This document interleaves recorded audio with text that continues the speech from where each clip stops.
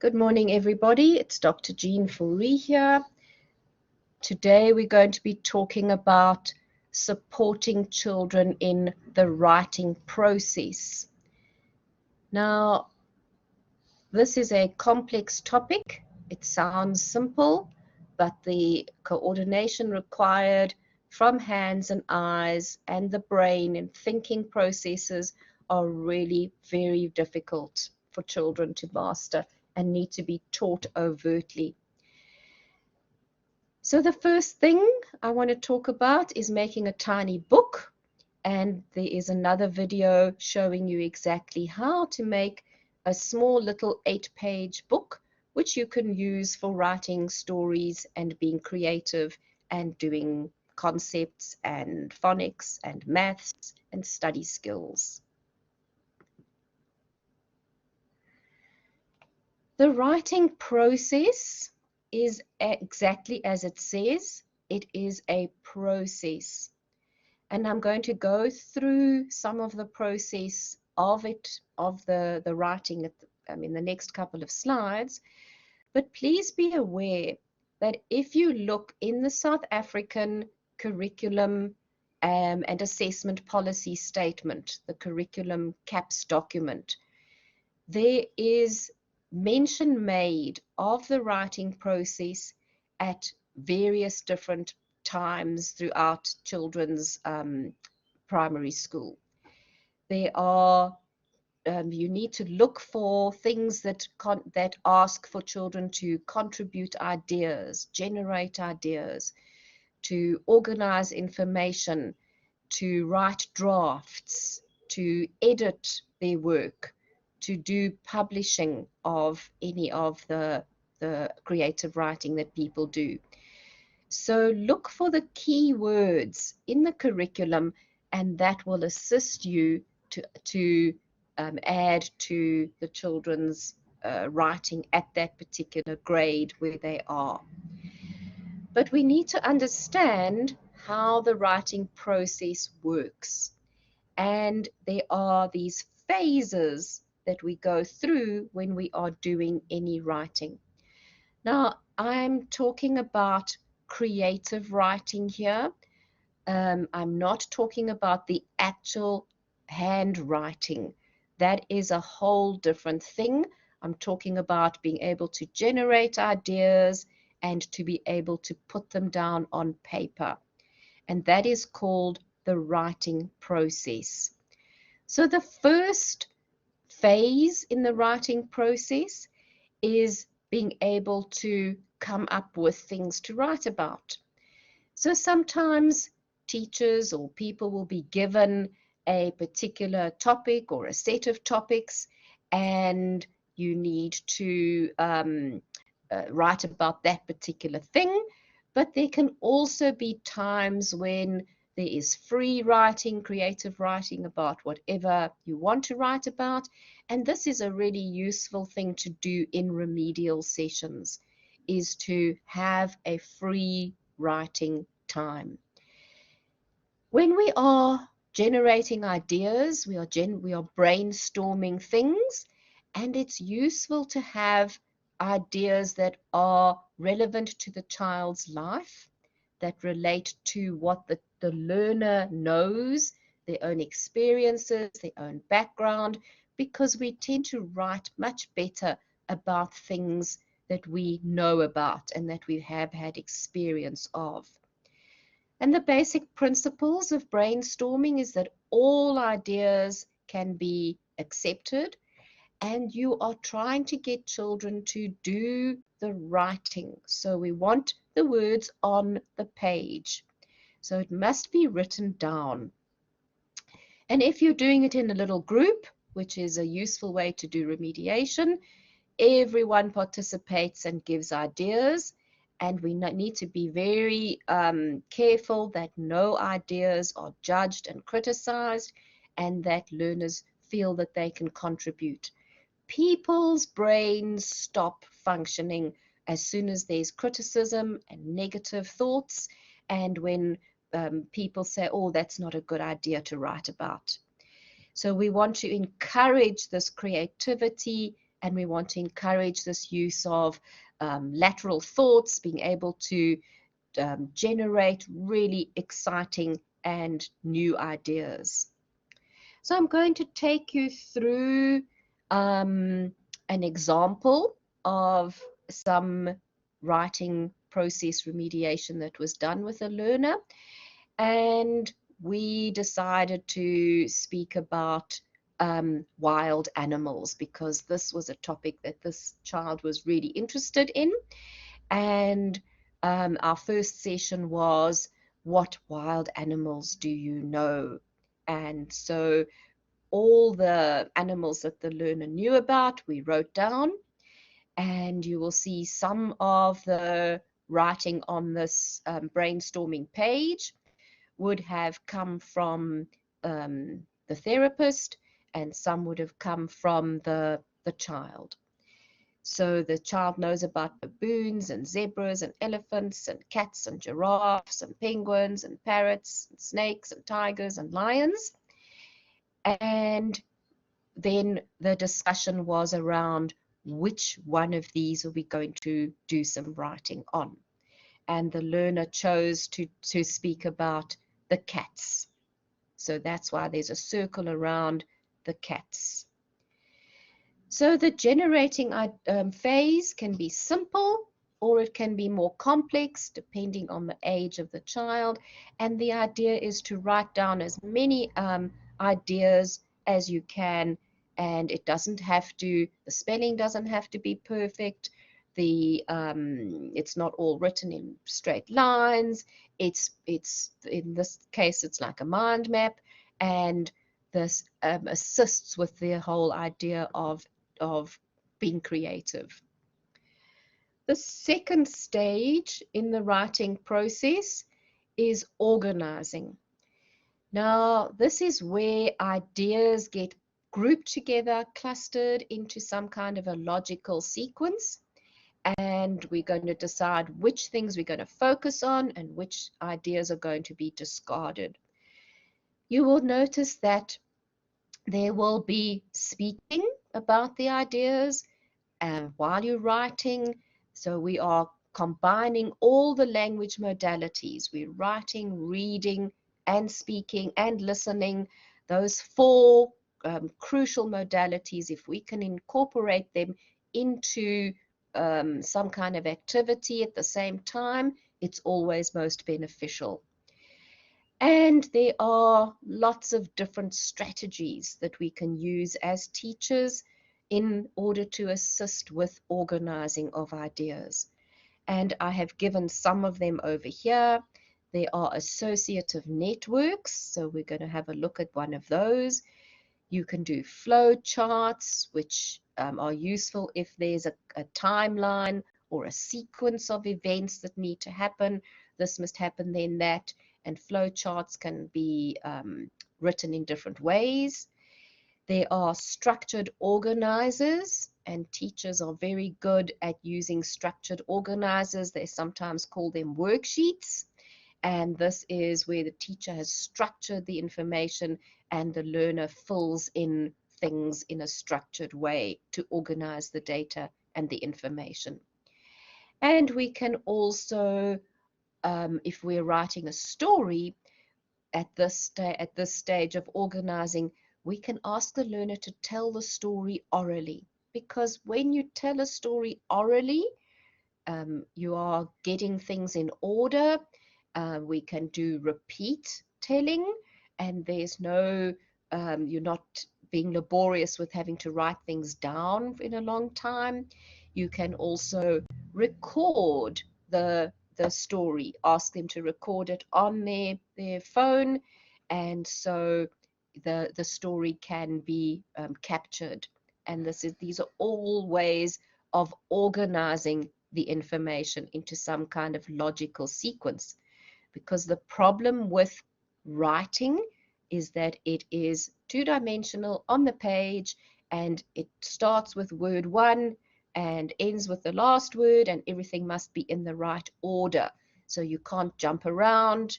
You can jump around in thoughts maybe, but one wants to write for a reader, and the reader has to understand what is being written. So it has to be thought through carefully to get it organized. So to get back to our session, we did organizing, a little bit more brainstorming as well around the idea of the wild cats, which this learner was interested in. And the learner wrote,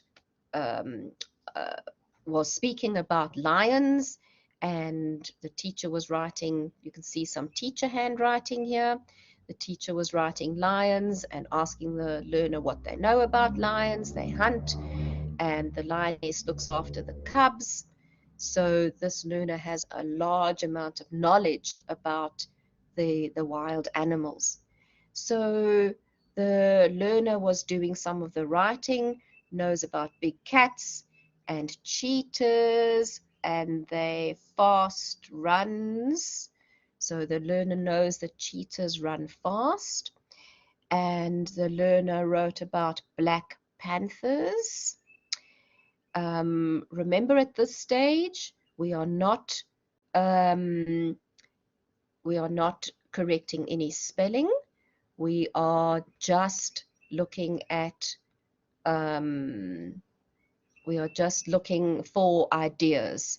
So we do not worry about any of the spelling problems here. We just let them write whatever there is to be written. Okay, the learner also knows about leopards, and that leopards live in trees, and that they take their prey up into the tree, and that's where they sleep as well. So the key words of our story have been written down, and we are encouraging the person to write and not to do any, we're not being prescriptive about what they write. And at this stage, we do not correct any of the superficial things. The superficial things is the punctuation and the spelling. We do not correct at this stage. So now we are ready. We have some ideas generated. We've got a bit of a rough story, and we can do a first draft. So we can write down, ask the learner to write the story. Now, this all depends on the child, the difficulties that they're having. Either sometimes teachers can write the story. If you want to teach certain things, you can do the writing and make sure the child reads it with you while you're writing. Or if the learner's at a stage where they can do their own writing, then they write their own stories.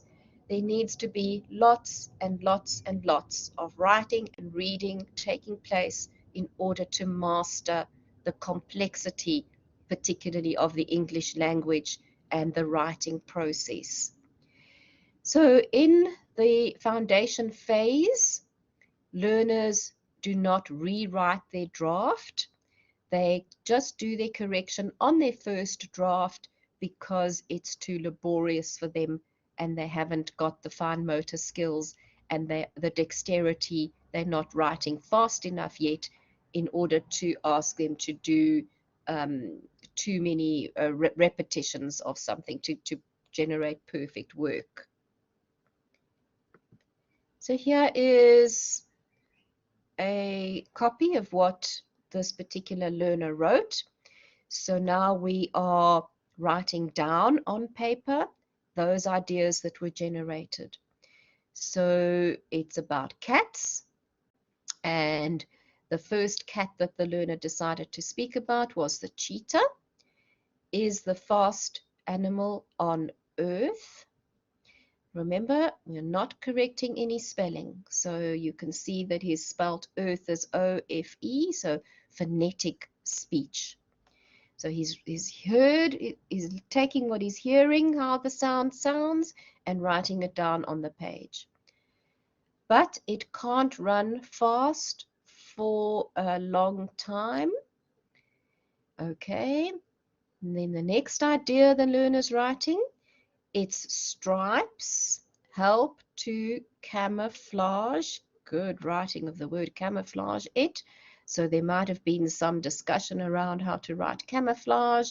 This could also be a time when you can assist the learner with syllabification, breaking the word up into its parts, or having a look to see how the word is spelt in a dictionary. So these difficult words, one can do that with.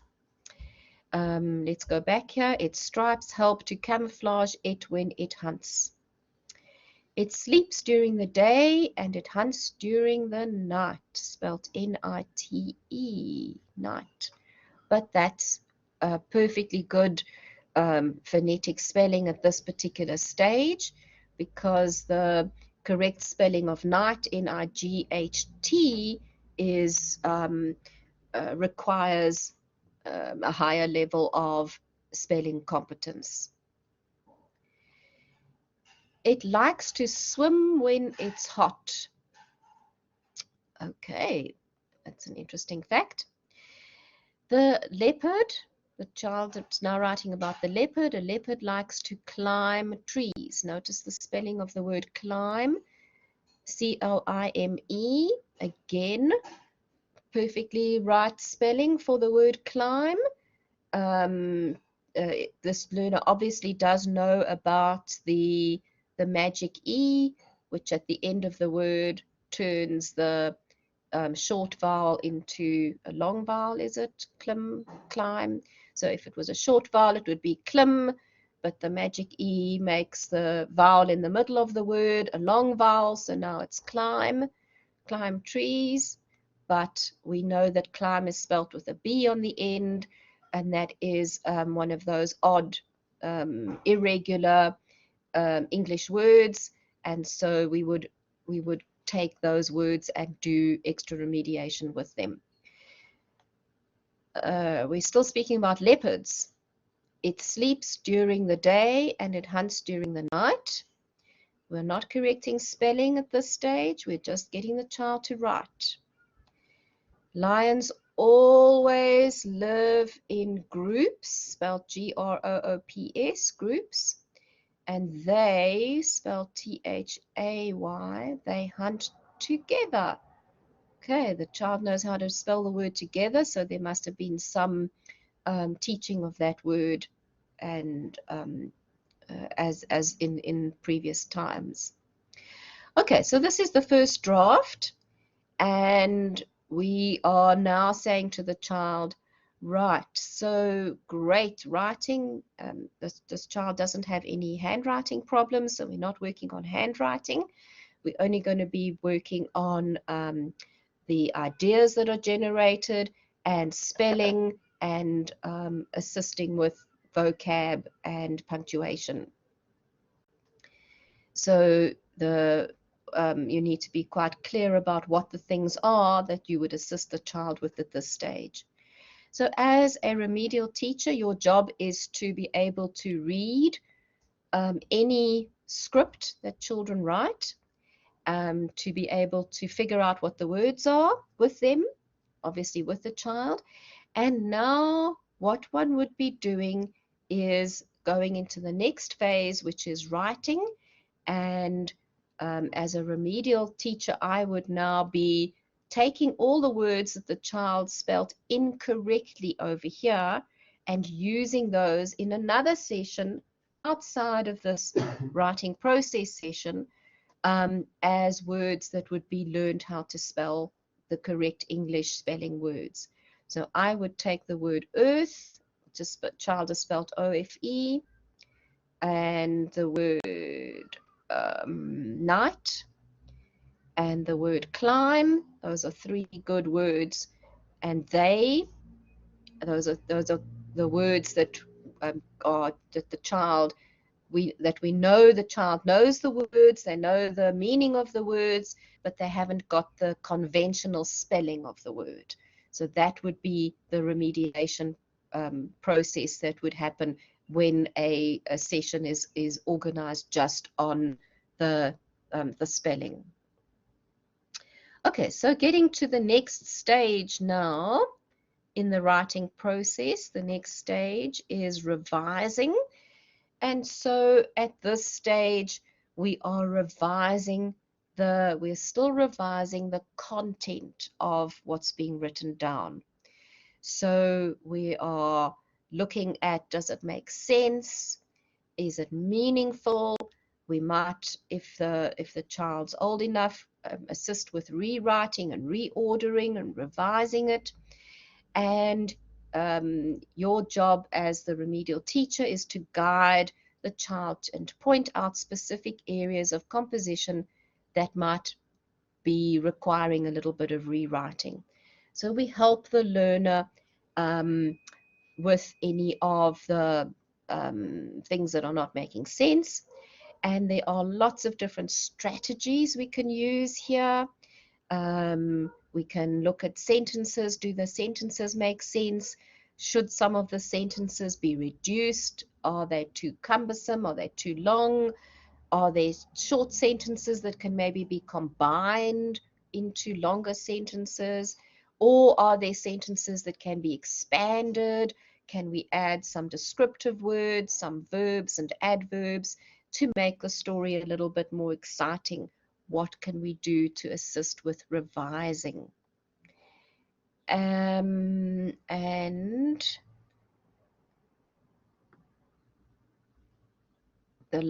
going to go through the last stage with you and then go on to show you what happened with the example child.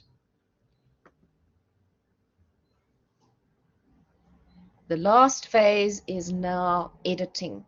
So we have worked on, up to now, we've worked on what's called the deep level, the depth of the writing, the actual ideas, the content, the meaningful things.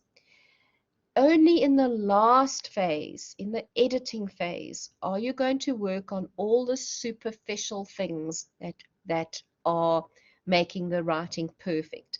And the superficial things are spelling and grammar and punctuation.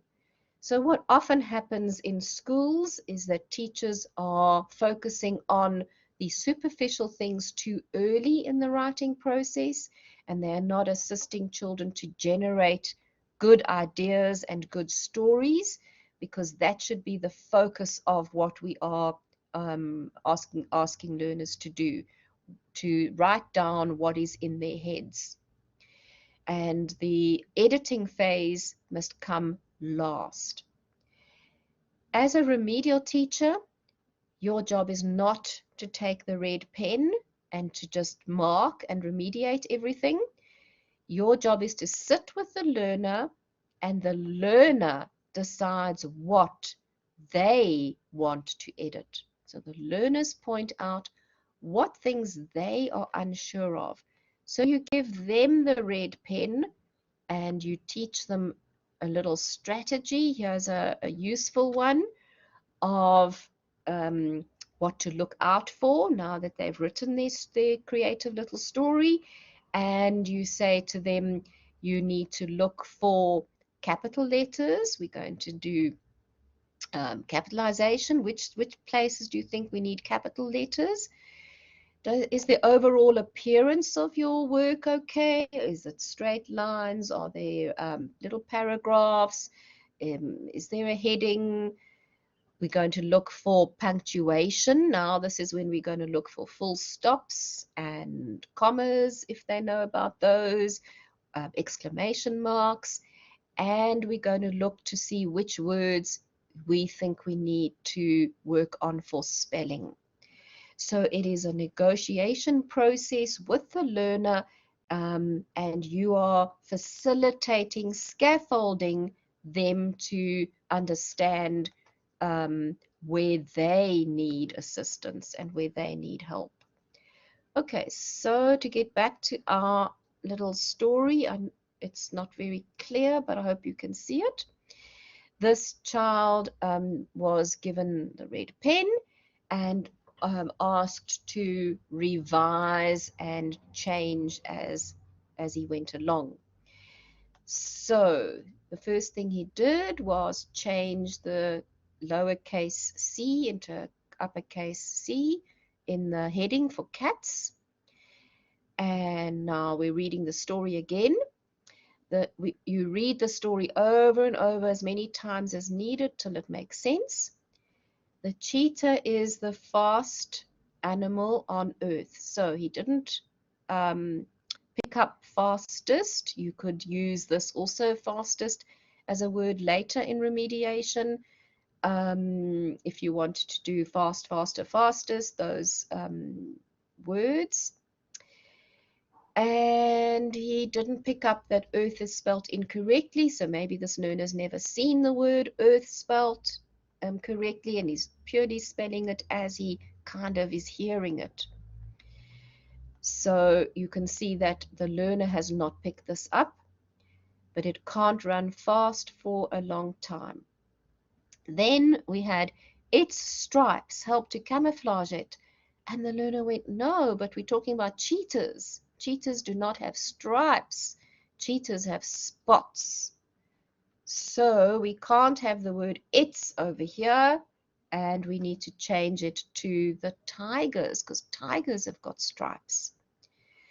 So he crossed out its and wrote the tiger's stripes help to camouflage it when it hunts. And then goes on to capitalize the I in it. It sleeps during the day and it hunts during the night. The learner has not picked up that the word night is spelt incorrectly. He thinks that that's right. So this would definitely be a word that we would remediate very strongly with all our great remediation techniques of tactile and visual and auditory and flashcards and writing it in the sand and in shaving cream and so on. So you would definitely remediate the word night. It helps to swim when it's hot. And then the learner crossed out leopard. We don't need another heading over here. And he's written a capitalization for the leopard. So that's a leopard likes to climb. So now words that the learner recognizes that they might not be spelled correctly, but the learner doesn't really know what the correct spelling is, we encourage the person to underline. So he has put a red line underneath the word climb, not quite sure how it should be spelled, but doesn't think it's right, which is a really, really good thing if you kind of know the spelling, don't know quite the correct spelling. That is a teachable moment. It's a time when you can step in and teach and then correct the spelling. A leopard likes to climb trees. Again, capitalizing it. It sleeps during the day and it hunts during the night. Hasn't picked up night. Lions always live. There was a spelling error here in live, and he's picked that one up to correct it. In groups, still spelled G-R-O-O-P-S. So we would pick up the word groups as the teacher, and you would remediate groups separately. And they hunt together. The word they sounds phonetically correct, T-H-A-Y, but from a conventional spelling, we have an E, T-H-E-Y. So that would also be a word that would be picked up later for correction. Okay, so that shows you a little bit of how to do the remediation with the child directly. And then the last phase in the writing process is the publishing phase. So the publishing phase is where the whatever the child has written now gets published. So you can publish it in a little book. You can write the story in a little book. Your point of publishing is to be able to share what you've written, and other people must read it. So it must go home to the parents to read, or it can be put in the little class library in the reading corner so other children to read it. You can have a little, some people have reading time when children can read their own books, their own stories that they've written to other children in groups, in pairs or in groups. You can read to the lower grades. You can read to another teacher. There must be opportunities for sharing of work. And this is the crucial thing about publishing. Publishing makes people, children feel that the hard work they've put in has been rewarded in some way. So it's a really important step. We often forget. Things are left in the book, and we forget that we need to take this time of sharing the content that has been written, because that encourages more creativity and more generating of ideas and more further writing, which we want. We want to start this process again every day, over and over and over, so that there's lots and lots of writing happening. Okay, so that is the writing process. And I'm going to stop the recording there and take a couple of questions.